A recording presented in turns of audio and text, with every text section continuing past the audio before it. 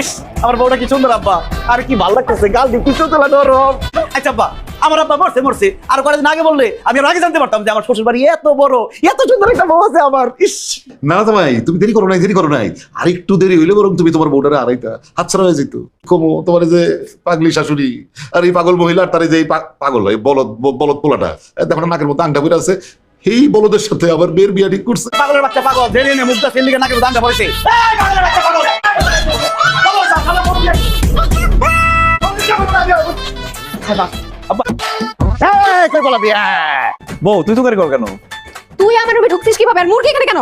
Room থেকে বাইরে আব্বাই কইছে আমাকে দুজনের এক বিছানা এক ঘর, আমরা স্বামী স্ত্রী না। আসুন দেখ, এই খবরদার, ডোন্ট টাচ মি। আমি বলছি না তুই আর তোর মুরগি এখান থেকে বেরো। রোস্টি আসেন। ঠিক আছে, আমি চলে যাচ্ছি, তোরা থাকে রুমে। এত কথা। আমি লক করছি, চিল্লাচিল্লি করে লাভ নাই।